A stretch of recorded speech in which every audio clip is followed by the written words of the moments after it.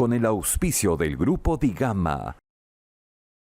¿Quieres posicionar tu marca y ampliar tu cartera de clientes en el sector minero? Anuncia en el Directorio Minero del Perú y América, Rumbo Minero 2025, la herramienta imprescindible para las gerencias y jefaturas de empresas y contratistas mineras que toman decisiones clave en la compra de maquinaria, equipos, productos y servicios. Más de 300 empresas proveedoras confían en nuestro directorio físico y digital, al cual acceden más de 100.000 profesionales mineros, convirtiéndolo así en su principal fuente de información para compras detalladas y exclusivas. Cabe precisar que según una encuesta de Ipsos, el 49% del mercado considera a Rumbo Minero como la revista líder en minería y el 61% lo califica como una excelente herramienta para la toma de decisiones. Por ello, lleva tu empresa al siguiente nivel con nuestra plataforma publicitaria, ahora también con alcance internacional. Haz que tu marca sea visible. Consulta hoy mismo por nuestros beneficios exclusivos y asegura tu espacio en el directorio de Proveedores Mineros 2025. Invierta bien, invierta con los líderes.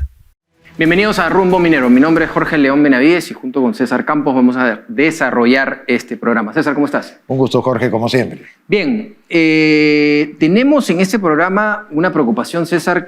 Hemos invitado a algunos destacados profesionales porque Trump está moviendo el mundo, ¿no? Está, como se dice, entre amenazas y negociaciones, pero ha salido con la pierna en alto y también tiene que ver con los minerales y también tiene que ver con el Perú, indirectamente, que es uno de los actores importantes de la minería. Y eso nos lleva a una preocupación sobre, ok, en este momento está hablando con Canadá, con México, con Europa, pero ¿qué va a pasar cuando empiece a bajar en tamaño de economía de país, que somos nosotros? ¿Qué va a pasar cuando nos toque a nosotros cuál va a ser la amenaza y cuál va a ser la negociación? Para eso vamos a conversar un poco con Rubén Arratia, director de Wood Mackenzie, nada menos. ¿Y con quién más, César? Bueno, con Bruno de Ayala, que es un destacado abogado, politólogo, además internacionalista, que nos va a dar un panorama acerca de esta guerra comercial, no digamos anunciada, un poco ya desatada en algunos términos con imposición de aranceles a la importación de aluminio y acero que ha hecho Estados Unidos y que afectaría a sus vecinos directamente, Canadá y México. Veamos qué nos dice Bruno Ayala al respecto. Así es, así que un programa que promete mucho justamente para los temas que hoy en día se están hablando con respecto al tema mundial y aterrizándolo en la minería peruana, como siempre, en Rumbo Minero. Ahora, por favor, acompáñenos a ver las principales noticias de las mineras de la semana gracias a Gabriela Chico.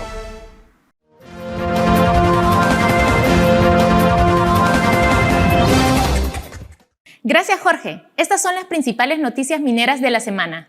Proinversión alcanzó en 2024 una inversión récord de 4.004 millones de soles mediante el mecanismo de obras por impuestos OXI, marcando un hito desde la creación de este programa y reafirmando su rol clave en el cierre de brechas de infraestructura en el país. Sin embargo, desde la creación del mecanismo en 2008 hasta el cierre de 2024, 28 empresas mineras han comprometido inversiones coincidentemente por más de 4.000 millones de soles a través de obras por impuestos, representando aproximadamente un tercio del total de inversiones realizadas mediante este mecanismo en toda su historia. El presidente de los Estados Unidos, Donald Trump, impuso un arancel del 25% a todas las importaciones de acero y aluminio sin excepciones, en una nueva escala de su política comercial. Aunque Estados Unidos obtiene la mayor parte de su acero de Canadá, Brasil y México, la medida impacta indirectamente a China, mayor productor mundial cuyo material ingresa a través de terceros países. El valor de las exportaciones peruanas ascendió a 74.664 millones de dólares al cierre de 2024, alcanzando de esta forma un récord histórico, de acuerdo con informaciones estadísticas del Ministerio de Comercio Exterior y Turismo Mincetur, y el sector minero energético contribuyó de manera decisiva al logro de este objetivo. Al cierre del último año, la minería metálica y no metálica alcanzó la cifra récord de 47.000 millones de dólares en exportaciones, un crecimiento de 15.6%, destacando las mayores ventas de oro, 56% más, estaño, 38% más, molibdeno, 22% más, hierro, 5% más, zinc, 3% más y cobre, 1% más. este sector se vio favorecido por los mayores precios del oro, la plata y el cobre. Muchas gracias a Gabriela Chicoma por las principales noticias mineras de la semana. Bien, nos encontramos ya en nuestros estudios de Rumbo Minero con Rubén Arratia, director de Wood Mackenzie. Vamos a hablar de regular sin espantar las inversiones y entre otros temas. Rubén, ¿cómo está? Bienvenido a Rumbo Minero. Buenos días, es un gusto. Cuéntenos un poco sobre el tema. Hemos visto que Argentina, entre comillas, como se dice criolllamente, se ha puesto las pilas en el tema minero. Sabemos que hay un tema de impuestos. ¿Cómo vemos la zona? Hablemos un poco para empezar con la información que ustedes tienen. ¿Cómo vemos la minería en la zona sudamericana? Y cuáles son los nuevos jugadores? Porque conocemos a Perú y a Chile, ¿no?, en Sudamérica, pero ¿cuáles son los nuevos jugadores que podrían tener esa importancia? ¿Es Argentina uno de ellos? Sí, exactamente, Argentina es uno de ellos, pero como la minería se juega en términos globales, siempre hay que mirar qué está pasando en el resto del mundo, no solamente Argentina. Argentina acaba de bajar sus impuestos de 35% a 25%, acaba de crear un ministerio de desregulación. Ellos dicen de que están desregulando 4 permisos por día, así se van a quedar sin permiso seguramente. Estados Unidos, de otra manera, de 35% de los impuestos los están bajando a 21%. Estados Unidos acaba de formar el Departamento de Desregulación también para hacer eficiente su economía. Y en ambos países, en Argentina, si se pasa, digamos, esta etapa de reestructuración que el señor Milei está haciendo, Argentina está en la capacidad de poder producir 1.1 millones de toneladas adicionales al circuito de cobre, con sus probablemente unos 22.000 millones de dólares de inversión. En Estados Unidos, actualmente Estados Unidos produce 1.1 millones de toneladas de cobre, y si es que se logran sacar todos los permisos, por ejemplo el proyecto Resolution, que es un proyecto gigante subterráneo, ya están pensando en invertir 8.000 millones de dólares, entonces 28, 30.000 millones de dólares que prácticamente irían a otros lugares no convencionales, llamémosles entre comillas, ¿no? Porque en Estados Unidos este proyecto de Resolution está parado por más de 10 años, ¿no?, habiendo gastado 2.000 millones de dólares. Entonces, además en Australia también se está generando un fast track para que los proyectos salgan.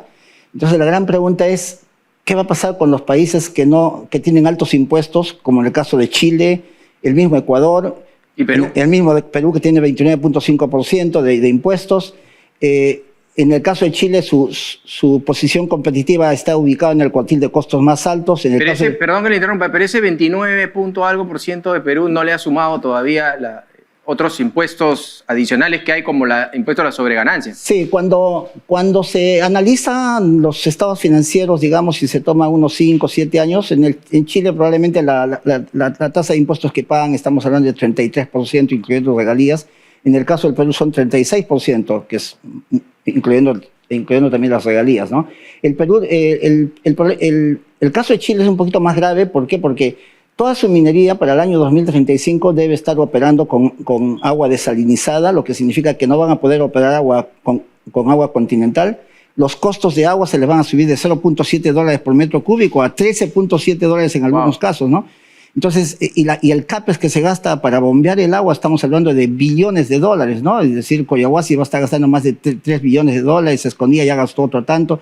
Entonces, la minería de Chile sí va a estar de hecho, se está hablando en Chile ya actualmente las voces políticas hablan de que para el 2025, en el nuevo gobierno, probablemente vayan a buscar bajar los impuestos para ser más competitiva, no solamente el sector de mineros, sino los sectores de la economía chilena, ¿no? El tema de Estados Unidos no solo pasa por mirar en cuanto a la desregulación interna a la cual usted ha aludido, señora Arratia, sino también por el efecto de las regulaciones externas. Ya esta semana el presidente Trump ha impuesto un 25% de arancel al aluminio del acero, que va a afectar a sus propios vecinos. Canadá, que es el principal exportador, ¿no es cierto?, de acero hacia los Estados Unidos, seguido por México, a los cuales les había amenazado de imponerle una subida de arancel del 25%, hasta que lograron este acuerdo en base al control fronterizo. ¿Cómo afecta eso, en todo caso, la dinámica de las inversiones mineras en todo el globo? Bueno, siempre es bueno poner las cosas en perspectiva de mediano a largo plazo. Para el 2050, el Asia va a representar más del doble del Producto Bruto Interno de Estados Unidos y Canadá y México juntos. Es decir, de lejos, los próximos 200, 500 años, prácticamente los grandes negocios que se van a hacer con el Asia, ¿no? De hecho, las exportaciones de Perú, la mayor parte de las exportaciones mineras se van a China, se van al Asia, ¿no? Entonces, creo que no debería preocuparnos. El caso del acero y el aluminio, no tenemos acero, no tenemos aluminio nosotros. Entonces, el caso del cobre, el oro es un metal, la belleza que tiene Perú en particular, inclusive comparado con Chile, es de que es un país naturalmente diversificado, ¿no? Pero no descartemos que, de todas maneras, dentro de la visión de Donald Trump, es probable que una herramienta de negociación sea también declarar un aumento a los aranceles del cobre. Es una posibilidad. Mejor dicho, eso sucedería si Chile, si Estados Unidos tuviese suficiente cantidad de cobre. Ellos necesitan de cobre, necesitan del cobre, y por eso es que quisieran sacar resolución que podría cubrir el 25% de la demanda de Estados Unidos, ¿no? Entonces, yo no le veo muchas posibilidades, pero aún en el supuesto negado, pienso que el Perú está, digamos, bastante diversificado en el sentido de que la mayor parte de sus exportaciones está yendo al Asia. Dos, también tiene oro, que naturalmente diversifica su economía, porque si hay una situación crítica, porque todo este asunto de esta guerra comercial puede terminar en una recesión. Y si hay una recesión, lo más probable es que el precio del oro vuelva a subir más, ¿no? Es decir, ese es un tema que habría que... Ahora, cuéntenos un poco sobre el tema de, vamos a entrar un poco al Perú, ¿no? Dentro de todos esos análisis que usted ha hecho, las trabas de Perú, tenemos un tema de impuestos que ya se están poniendo las pilas, entre comillas, Estados Unidos y otros países para tener algo más atractivo. Pero por otro lado, aquí la burocracia nos está matando en exploración y en explotación. En ambas cosas está muy lento. Ya es algo que venimos repitiendo mucho tiempo. La minería ilegal, ¿no? Que ya llegó a niveles de pasar a la minería legal el 24. Entonces, ¿por dónde empezamos a ordenar la casa para ser más atractivos con respecto a esta problemática que ya la conocemos hace años? A ver, el Perú es un país donde su gente vive con $22 al día. Chile vive con $47 al día. Toda la transformación chilena que ustedes ven cuando se viaja a Santiago de Chile, yo lo he visto, vengo visitando Chile por 35 años, y se ve pues cómo Chile se ha transformado gracias a Chile desarrolló todos sus grandes proyectos, los megaproyectos Escondida, Coyahuasi, Centinela, etcétera, lo desarrolló con impuestos bastante bajos y de una manera muy inteligente, ¿no? Que es lo que podría el Perú hacer ahora, porque el problema de Latinoamérica, incluyendo Perú, es que sus gobernantes en Brasil, en México, en mismo Chile, son de izquierda, y son casi renuentes a bajar los impuestos. Pero hay formas de bajarlos, de hacer competitivo el sector minero. Por ejemplo, se podría tranquilamente, en el equivalente no se van a bajar los impuestos, pero es algo inteligente, bajar los impuestos a la renta, pero poner impuestos a los dividendos, como lo hizo Chile en los 90. De esa manera tú incentivas la inversión, reinvertir, y al final terminas ganando más, porque al final del día lo más importante para cuando se quiere traer la inversión no es por los impuestos, es por la cantidad de empleo. El empleo genera más del doble que los impuestos que se pagan tanto en Chile como en Perú. Entonces, esa es una forma, y la otra es, Chile lo está haciendo ya, está bajando su costo de energía sustancialmente, porque ellos tienen que bombear agua de mar a 4.500 en Coyahuasi y en Quebrada Blanca.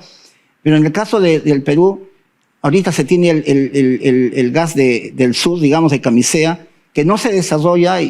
Han habido casos en que la actual tubería se ha roto y se ha tenido que pagar 6 veces más el costo de la energía. Un país que no tiene energía barata está condenado a no ser competitivo. Y entonces los costos de energía de Chile se bajaron de 22, 23 centavos por kilowatt-hora, se han bajado, actualmente están en 8.5 más o menos, y van a seguir bajando. Entonces, de esa manera el Perú debería también desarrollar el gas del sur, debería desarrollarlo para que puedan operar las plantas de ciclo combinado y tener costos de energía baratos, ¿no? Entonces, estos dos mecanismos podrían ser. Y la otra es Argentina tiene contrato de estabilidad tributaria de 30 años, le está dando, ¿no? El Perú realmente no se gana, 15 años no está tan mal, pero si lo puede extender ya es mejor. Pero creo que tranquilamente podría el Perú, si quiere sacar sus proyectos. No hay que olvidar que los proyectos que han quedado, con una o dos excepciones, son relativamente marginales. No tienen la competitividad ni las espaldas financieras que tienen los proyectos que se han sacado en el año 2000, del 2000 al 2019, 2020, ¿no? Que en esa época la minería ha llegado a crecer 8% anual, mientras que el mundo ha llegado a crecer solamente 2.5% anual en el sector minero. Entonces, creo que hay mecanismos, pero sí se requiere de algo que es extremadamente importante y que no se le da mucho. El Perú camina sin una institución cerebral, es decir, no tiene un Cochilco. Aquí los ministros pasan, vienen y nadie acumula el conocimiento. Cochilco es el ente que ve las políticas mineras, asesora a sus ministros, ve qué está pasando con el agua, qué está pasando con la energía, y tiene un ENAMI para ver cómo manejar la pequeña minería, ¿no? Una pregunta final, Rubén. Respecto a justamente de algo que se desprende de lo que le preguntó anteriormente Jorge León, lo relativo a cómo combatimos siempre la informalidad, que ya se convierte efectivamente en ilegalidad dentro de nuestro país minero, ¿no? El titular de la Dirección General de Formalización Minera, Máximo Gallo Quintana, ha señalado que el Ministerio está disponiendo la creación de un fondo para mejorar y optimizar la eficiencia, en todo caso, de las mineras. ¿Cómo ve usted este mecanismo de los tantos que se plantea? Es un mecanismo que no va a alcanzar para nada porque el tema es estructural. El Perú tiene 18 millones de PEA, de la población económica activa, y de eso tenemos 13 a 14 millones de informales, incluyendo los 500.000 mineros informales, que representan menos del 4%. Si no se crea masivamente empleo en el país, si los políticos no tienen la visión y el coraje político de sacar los proyectos, esto que se está viendo va a seguir aumentando. Lo mismo va a ocurrir en Ecuador, en otros países de la región. O sea, esto no tiene una fórmula mágica. No hay una fórmula mágica. Esto tiene que ser de estructura. Es estructural el punto. Y de hecho, el ejemplo del señor Milei a lo mejor no se puede replicar así en el Perú, pero tiene que haber una reestructuración. El diseño organizacional del Estado promueve de que el Perú está sentado sobre una montaña de metales, pero también está sentado en una montaña de permisos. Es decir, igual en Chile para sacar el proyecto de Chuquicamata, la mina subterránea, ha tenido que aplicar por 71 permisos ambientales y 10.000 compromisos ambientales. En Chile se cerró la operación, una de las fundiciones se cerraron después de haber tenido 400 inspecciones, nunca hubo un traspaso de las emisiones y le cerraron por cuestiones políticas. Latinoamérica está en una situación complicada y si es que no se dan cuenta que más importante, mucho más importante en Latinoamérica, es cierto que qué duda cabe, ¿quién no quiere un buen medio ambiente? El medio ambiente es bueno, pero si no se saca a la gente de la pobreza, la informalidad va a seguir aumentando y los problemas de la informalidad van a ser graves, ¿no? Excelente. Bien, Rubén Arratia, director de Wood Mackenzie, muchísimas gracias por estar en Rumbo Minero, lo esperamos, fue realmente clarísimo, muy buenos datos. Y lo esperamos en otro momento en Rumbo Minero para ir viendo cómo evolucionan, porque siempre las ideas en televisión a veces son captadas por alguien del gobierno y creo que estamos de acuerdo en que esto necesita un cambio estructural de parte del gobierno. Sí, en realidad, solamente para mencionar, qué bueno que tengan este programa, pero ojalá que todas estas ideas, digamos, lleguen a los tomadores de decisiones políticas, porque el problema de la minería es un problema de políticos. Créanme que llegan. La cuestión es, como usted dijo, hay que ponerse un poco las pilas y los pantalones para hacer las cosas, ¿no? Sí. Muchas gracias por estar acá. Con todo gusto. Bien, ahora nos vamos a una pausa comercial. Para el año 2025, la inversión minera en el Perú superaría los $6.000 millones, consolidando al país como un destino minero clave a nivel mundial. A través de Expo Mineros y Proveedores, Minpro 2025, impulsamos las transacciones comerciales de la gran industria minera y sus proveedores. Reserva tu stand y participa en la feria minera más completa del sector. Exhibiciones, conferencias y ruedas de negocios en un solo lugar. Del 24 al 25 de junio en el Centro de Convenciones de Lima. Haz negocios con la principal fuerza económica del Perú. No te quedes fuera y separa tu stand en minproperú.com.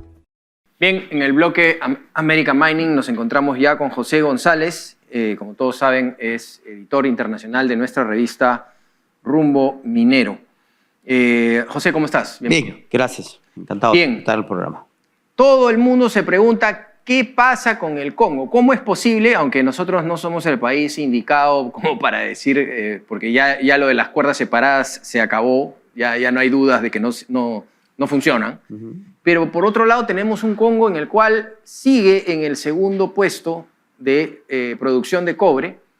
Ahora, el pequeño detalle es que ahí hay una burbuja china, quiere decir que China produce ese mineral, se encarga de todo ese mineral, pero adentro del Congo tienes una guerrilla, todo. Cuéntanos un poco cómo es posible que esto continúe en el segundo puesto, ganándole a Perú.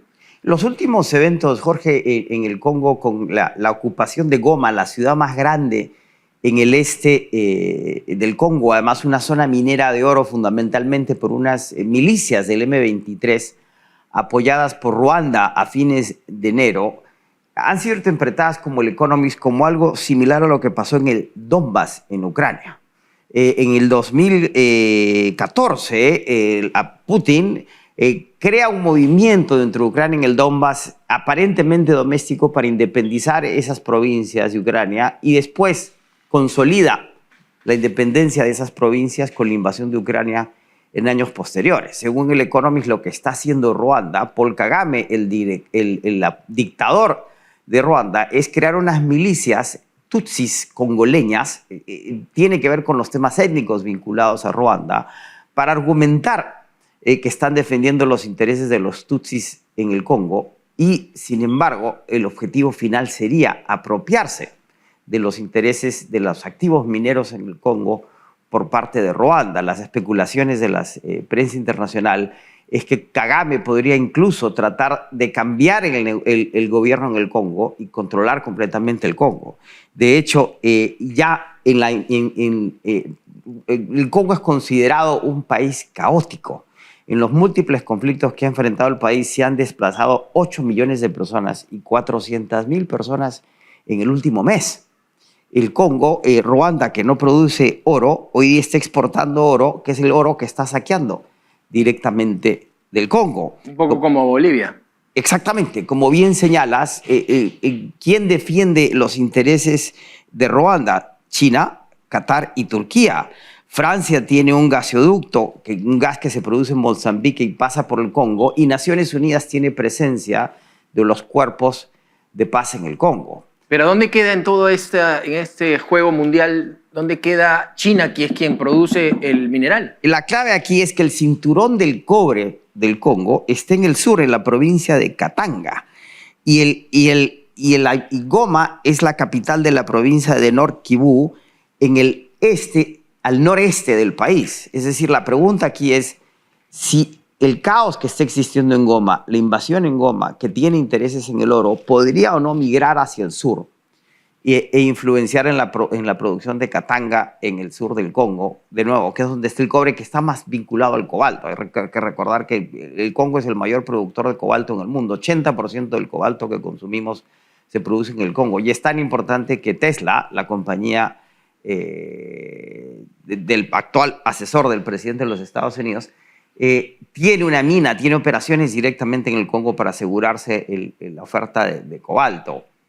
Es una situación que en el caos, y como señalabas, China tiende a operar con cierta independencia fuera de las normas tradicionales a las que estarían acostumbradas las compañías occidentales, y sin embargo, si el interés de Ruanda es tomar control del Congo, y si llegan a tomar control del Congo, el efecto podría ser, en última instancia, también sobre la producción del cobalto y del cobre.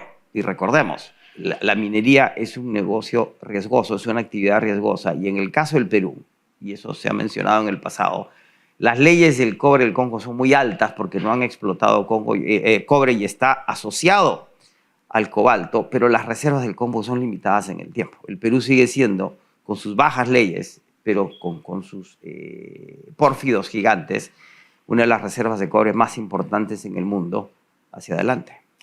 Acabas de retornar, José, de Panamá, un país que, como todos sabemos, está en la mira de la administración del presidente Donald Trump por el tema del canal. Tú te has reunido con autoridades, periodistas, inversionistas, y sin duda el tema del canal resulta importante. Además, coincidió tu presencia con la visita de Marco Rubio, el secretario de Estado norteamericano. Hay el otro tema que hemos tratado ampliamente aquí en Rumbo Minero acerca de cómo una decisión de la Corte Suprema de Panamá detuvo la inversión o la concesión por 20 años más de First Quantum a través de Cobre Panamá. ¿Cómo ves ambas situaciones, la posibilidad de la reapertura? ¿Qué has podido tú absorber de lo que significa la amenaza de meter más las narices de los Estados Unidos en el Canal de Panamá y el tema de la reapertura de Minera Cobre Panamá? Como lo habíamos mencionado en el pasado, César, el presidente Mulino había dicho durante su campaña que tenía la intención de reabrir la mina. Sin embargo, no volvió a tocar el tema, porque el tema de la mina de First Quantum en Panamá ha sido un tema políticamente álgido. Sin embargo, al interior del gobierno se sigue manteniendo la intención de reabrir la mina, tanto por temas fiscales como por el hecho de que la circunstancia del canal y las tensiones que hay sobre el canal podrían haber la ventana política para que el interés que se había centrado sobre la mina se enfoque en el canal y permita la reapertura de la mina. Por primera vez en la historia de la República de los Estados Unidos tenemos un secretario de Estado latino, y la primera visita de Marco Rubio, el secretario de Estado, ha sido a Panamá, cuando históricamente siempre la primera visita era a Medio Oriente. Y la pregunta que nos hacíamos, el presidente Trump en su discurso inaugural, al único país que menciona es a Panamá y menciona el canal. ¿Y cuál fue el mensaje del secretario de Estado? Es que los dos puertos que tiene Hashington Whampoa, la compañía de Hong Kong, que ahora pertenece a China, pero cuya licencia se otorgó cuando todavía era una colonia inglesa, en los puertos de Cristóbal y Balboa, sean adjudicados a intereses norteamericanos. El presidente Mulino ya ha retirado a Panamá de la ruta de la seda, y ahora la discusión es si ceden o no a entregar esos puertos a administración de los Estados Unidos. En la medida que esa tensión permanezca, que el canal no se recupere, Panamá ha perdido un grado más en su grado de inversión soberana hacia el año pasado, las necesidades fiscales en Panamá son imperiosas, y la mina es una alternativa a tal ingreso fiscal. Producir el 1%, ¿no es cierto?, del cobre mundial, a nivel Correcto. mundial. Y es importante, recordemos, es el 75% de las exportaciones panameñas, 5% del ingreso fiscal. Lo que el gobierno estaría contemplando, en la medida que la compañía canadiense ha sido contaminada por estas tensiones políticas, es llamar una licitación internacional de mineras internacionales para que se hagan cargo de la mina, y al hacerse cargo de la mina subsanen las inversiones de la compañía canadiense para evitar el arbitraje internacional que First Quantum ha mencionado e iniciaría en marzo si es que no se da una solución viable a la reapertura de la mina. Todo indica que la mina debería reabrirse este año. Muchas gracias a José González. José González, vamos a presentar justamente el compendio de proyectos mineros y ampliaciones de Perú y América, que es la edición actual, donde se ha podido trabajar diversos proyectos peruanos, pero también de América, que es diría yo, una revista imperdible, que la tienen todos ustedes en www.rumbominero.com de manera gratuita. Y ahí podrán ver, por supuesto, siempre todos los productos de nuestros proveedores que son tan importantes. Muchas gracias, José González. Un placer. Bien, ahora tenemos un anuncio importante que darles. ¿Quieres posicionar tu marca y ampliar tu cartera de clientes en el sector minero? Anuncia en el directorio minero del Perú y América, Rumbo Minero 2025, la herramienta imprescindible para las gerencias y jefaturas de empresas y contratistas mineras que toman decisiones clave en la compra de maquinaria, equipos, productos y servicios. Más de 300 empresas proveedoras confían en nuestro directorio físico y digital, al cual acceden más de 100.000 profesionales mineros, convirtiéndolo así en su principal fuente de información para compras detalladas y exclusivas. Cabe precisar que según una encuesta de Ipsos, el 49% del mercado considera a Rumbo Minero como la revista líder en minería, y el 61% lo califica como una excelente herramienta para la toma de decisiones. Por ello, lleva tu empresa al siguiente nivel con nuestra plataforma publicitaria, ahora también con alcance internacional. Haz que tu marca sea visible. Consulta hoy mismo por nuestros beneficios exclusivos y asegura tu espacio en el directorio de proveedores mineros 2025. Invierta bien, invierta con los líderes. Bien, ya nos encontramos con Bruno de Ayala, internacionalista y politólogo. Vamos a hablar un poco de la guerra comercial, aranceles e inflación. Bruno, ¿cómo estás? Bienvenido a Rumbo Minero. Hola, ¿qué tal? Muchas gracias por la invitación. Un gusto estar con ustedes. Bueno, todo este movimiento también en el sector minero lo está generando el presidente de Estados Unidos, el flamante presidente de Estados Unidos, Donald Trump, ¿no? Con este tema de los aranceles, el anuncio oficial del 25% al acero, al aluminio, entre otros temas que por momentos muchos de los peruanos se preguntan dónde quedamos parados, ¿no? ¿Cómo ves tú el panorama con esta guerra comercial, con esta tormenta, con las declaraciones de la Comisión Europea indicando que esta medida es ilegal y económicamente contraproducente, ¿no? Hay muchos intereses también, por un lado, por otro. Me parece que Donald Trump quiere ordenar, pero ordenar a la mala. Entonces, ¿cuál sería un poco, para que nos aterrices, lo que está pasando, hablando de minería a nivel mundial y aterrizando en Perú? Hay que entender un poco al personaje, ¿no? Trump escribió en el año 87 un libro que se llamó El arte de la negociación. Y él definía 3 etapas en su mundo empresarial que se movía en ese momento. La etapa de la amenaza, una amenaza real. Después venía el pánico a la gente a la cual le hacía la amenaza y después él ofrecía una salida. Si tú te das cuenta, lo que él viene haciendo ahora, primero con Colombia, después con Panamá, hace poco con México y con Canadá, es eso. Te mete el miedo, entras en pánico porque sumas y restas y te das cuenta que la situación se puede poner muy mal y después te da una salida. Le funcionó al último ahorita con Sheinbaum, con el tema de los 10.000 soldados en la frontera, y ahora nuevamente ha faltado a su palabra y les ha clavado su arancel del 25% a lo que es el acero y el aluminio. Ahora bien, ¿pero qué es lo que persigue finalmente Trump con Canadá y con México? Sobre todo con México, que la industria que está asentada en México vuelva a los Estados Unidos. Las autopartes, él no quiere depender.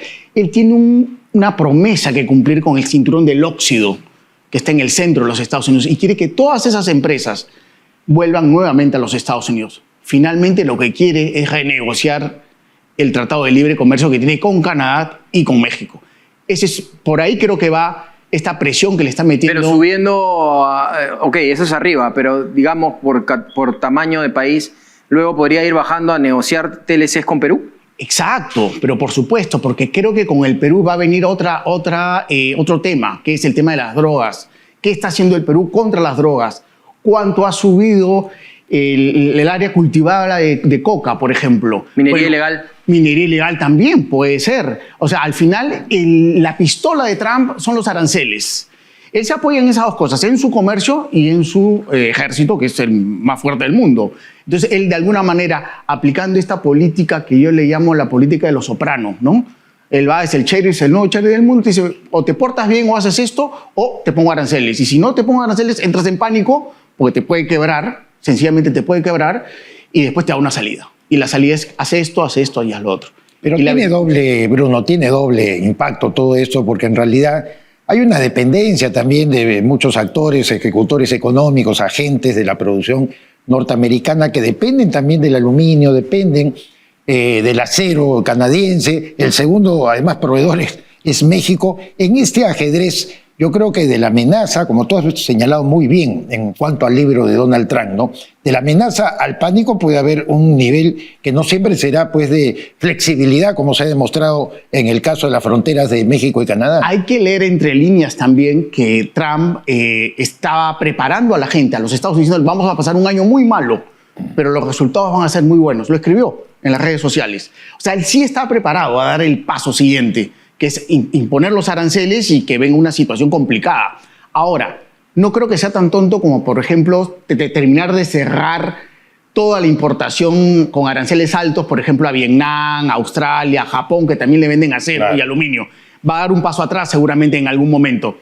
Es lo mismo que pensaba hacer con México, por ejemplo, con el tema de la agroindustria. Seguramente le va a poner los aranceles altos, por ejemplo, en algún momento a la agroindustria, pero seguramente al Perú no, porque las paltas peruanas tienen que nivelar los precios dentro del mercado norteamericano. Sabe dar pasos adelante y también sabe retroceder Donald Trump. No es tampoco que va a la loca por el mundo intentando imponer aranceles, ¿no? Pero sí, todo eso influye definitivamente en los commodities, en el oro, y todo esto lo vamos a seguir viviendo. Eso justamente te iba a preguntar. En esta tormenta, en el medio de esa tormenta, ¿podría haber una crisis mundial, porque está amenazando a varios, y también hay cierta incomodidad de Europa, o sea, no es una cosa que está cayendo muy bien y podrían darse una crisis mundial económica, ¿no? Dentro de esta crisis podría el oro llegar a niveles increíbles, que es lo que pasa en las crisis, ¿no? Yo calculo que llegará. Por ese lado, los países que somos mineros podríamos tener un rebote bastante bueno, entre comillas, ¿no? Yo calculo que va a pasar los $3.000 este año, por ejemplo, ¿no? Porque lo que acaba de hacer de la amenaza directa que acaba de mandar a Medio Oriente, a Gaza y a Hamas, de que el infierno se va a iniciar si es que no entregan a todos los rehenes, definitivamente va a incidir, así como los aranceles, en una suba del oro. Estoy convencido de eso, ¿no? La gran negociación, finalmente, no se va a dar ni con China, perdón, no se va a dar ni con Canadá ni con México, se va a dar con China, pero todo a su momento. Ahora, hay un tema, tanto Elon Musk como Trump han empezado a buscar tierras raras de una manera muy agresiva, y las tierras raras, el que tiene grandes reservas de tierras raras, casi el 40-50% del mundo, es China. Y es digamos, algo que es estratégico para las armas, estratégico para la tecnología, y es algo que Estados Unidos ellos han empezado a buscar con avidez. Ucrania y Groenlandia también tiene tierra. Pero justo los lugares donde está apuntando. Exactamente, nada es gratis, no es a la loca. No es un mono con metralleta, Trump sabe dónde está yendo y sabe qué es lo que quiere. Y ten la plena seguridad que Groenlandia la va a terminar teniendo. Y va a estar negociando para que pare la guerra en Ucrania. O en el nivel de las amenazas puede amenazar con decir, quiero comprar Groenlandia, ok, no te voy a comprar, pero me vendes todas tus tierras raras. Por ejemplo, ¿no? O ofreciéndole ayuda a Zelensky para que lo que queda de las tierras raras, porque ya gran parte la tiene Rusia, se las dé para seguridad. Y quiere que pare la guerra, porque, a ver, a Rusia no le conviene tampoco parar la guerra en este momento, porque toda su economía está en base a la guerra. Entonces, ¿cómo desenchufas cuando todo tu aparato económico está en función de esta guerra? Y además le quedan tareas pendientes a Rusia, como Odessa, por ejemplo, el famoso puerto. Sería ideal para ellos tenerla en su poder, ¿no? Claro, la máxima autoridad en materia de commodities a nivel mundial, y lo ha reportado el Servicio Geológico de los Estados Unidos, ha determinado, Bruno, que la República Democrática del Congo vuelve a consolidarse como el segundo gran productor mundial de cobre, desplazando al Perú hacia el tercer lugar. Chile, como sabemos, ocupa el primero. Y pese a que la República Democrática del Congo enfrenta unos problemas terribles, luchas tribales intensas y de grupos con golpes de Estado, y aún así mantiene su segundo lugar. ¿Qué cosa es lo que está pasando de su análisis? ¿Cómo podríamos recuperar nuevamente ese segundo puesto que teníamos nosotros? Mira, el drama del Perú es que nuestra población y los gobiernos que se han venido sucediendo no entienden de que el espíritu del Perú es la minería. O sea, el Perú es un país minero y no podemos darle la espalda a las minas. Tenemos que tomar conciencia, y eso pasa desde la escuela misma. O sea, no debemos tenerle miedo a la mina. Lamentablemente, no hemos tomado conciencia de que tenemos que enfrentar el relato fatídico de las izquierdas que van en contra de la mina, de los ecologistas, de esta religión climática ecologista que va en contra de lo que es la mina. Nosotros no podemos dejar de comer por cuidar ciertos intereses ideológicos. Esa es una labor que está pendiente, y esa es una labor que las próximas candidaturas deberían asumir como propia. El Perú es minero y tiene que ser una minera sostenible, ecológica, una minería responsable, pero no podemos darle la espalda a la minería. Ahora que vamos a entrar en campaña, es un tema bien interesante que has tocado, porque, claro, era un excelente negocio en campañas anteriores de frente romper la minería, ¿no? Agua sí, mina no, oro no. Era algo tradicional, ¿no? Hay que destrozar la minería para tener yo réditos en mi elección. Pero ya no es tanto así. O sea, ya tienes una masa en el Perú que ya se ha instruido, hay mucho más información, diversos gremios como la sociedad han hecho grandes esfuerzos, no sé si suficientes, pero han hecho grandes esfuerzos, y todos en el sector minero han hecho grandes esfuerzos para que la gente sepa, tome su decisión, pero tenga la información, ¿no? ¿Tú crees que todavía es sexy para los candidatos darle duro a la minería? ¿Es más fácil o estamos en un punto medio donde podría irte en contra, empezar a hablar mal de la minería porque ya tienes una población que sabe más de la minería? No, yo creo que esa batalla todavía no se ha ganado. Porque fíjate los proyectos, y volviendo a lo que me preguntó César, los proyectos de cobre que están paralizados, por ejemplo, por el capricho de poblaciones y de empresarios y la gente ideológicamente contaminada de todo este tema. O sea, el Perú ha perdido la segunda posición simplemente porque no ha desarrollado, por ejemplo, Tía María, ¿no? Si desarrolláramos Tía María y los otros 10 proyectos más que están en cartera, volveríamos a tomar la segunda posición y hasta podríamos tentar ser los primeros en cobre. Pero lamentablemente se ha dejado de estar el país, ¿no? Hay que entender también que lo que me acaba de mencionar César de este segundo lugar, si bien es cierto el África y este país, el Congo, está en una situación totalmente caótica, China es la que maneja el cobre de este país, ¿no? Y ellos tienen prácticamente el 80% de la producción la están haciendo ellos como si fueran prácticamente, ahí no hay ningún tipo de control. O sea, están acelerados a lo máximo, ¿no? Por eso te digo que ahí hay un tema donde de alguna manera Trump va a tener que sentarse a negociar y esa va a ser ya la gran negociación. La verdad, dos monstruos, que es Xi Jinping y Trump sentados en un tablero de ajedrez para ver cómo se va a arreglar todo este tema. Y uno de los puntos sobre esa mesa mundial va a ser la minería mundial. La minería mundial y nosotros y el comercio, ¿no? Y nosotros estamos insertos en ese tablero, de todas maneras. Muy bien, bueno, hay mucho pan por rebanar aún. Muchas gracias por venir a Rumbo Minero, a nuestro canal. Bruno Ayala, internacionalista y politólogo. Muchas gracias, Bruno. Gracias, muy amables. Bien, vamos a una pausa comercial y regresamos.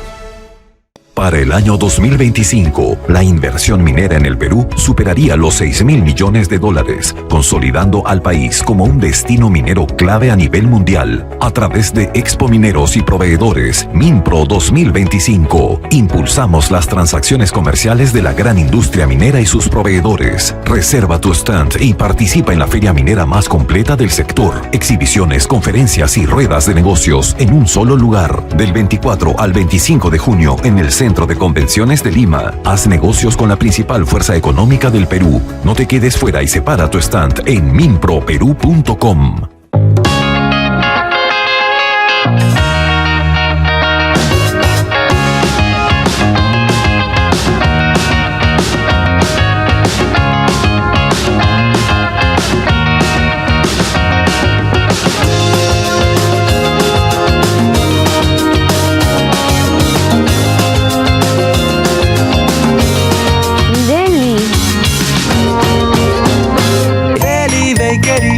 ¡Qué rico! Bien, llegando al final del programa podemos concluir, César, lo que nos dice Rubén Arratia, director de Wood Mackenzie. Hay un juego internacional y como tú lo dijiste en la entrada al programa, que ya estamos en el partido, ¿no? Ya estamos en el partido. No es que va a venir, no, ya estamos en el partido. Y como vuelvo a repetir, en cualquier momento las miradas empiezan hacia países que tienen que ver con temas estratégicos. Acordémonos que en el APEC peruano, que se desarrolló en el Perú, se firmó un acuerdo con los Estados Unidos sobre, lo llamaron metales críticos. Críticos, claro, minerales críticos. O sea, Estados Unidos está interesado en esos minerales, por supuesto, pero creo que en este momento está en ciertas negociaciones, pero creo que en un momento vamos a llegar a eso y vamos a ver cómo se comporta el Perú, ¿no? Importante que el ingeniero Arratia nos haya hablado de la necesidad de un cochilco también tipo Chile, ¿no? Sí. Un ente planificador y que nos dé horizonte. También, Jorge, estuvo muy interesante todo lo dicho por Bruno de Ayala y recordarnos ese viejo libro, El arte de la negociación de Donald Trump, del año 1987. Muy importante, muy importante. Donde dice, primero amenazo, segundo genero pánico y luego otorgo la salida. Y lo está haciendo. Y lo está haciendo y hasta ahora le liga, digamos, ¿no? Sí. O sea, le está saliendo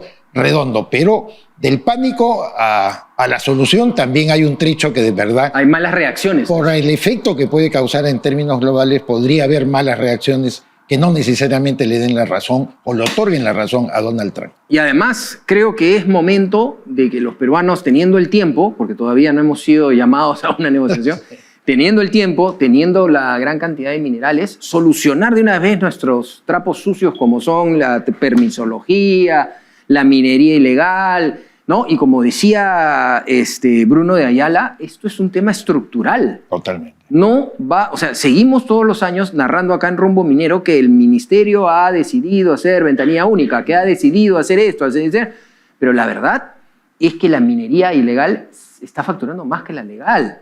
Entonces, no hay varita mágica acá. Tiene que ser una reingeniería de la estructura del gobierno para cambiar esto. Bueno, mucho pan por rebanar, como siempre, en el sector minero peruano, sector importantísimo para el desarrollo económico de nuestro país. Ha sido un gusto estar con ustedes a nombre del Grupo Digama. Mi nombre es Jorge León Benavides, junto con César Campos. Muchas gracias, César. Hemos desarrollado el presente programa. Y no se olviden, en unos minutos venimos para desarrollar lo que es Perú Construye. Muchas gracias.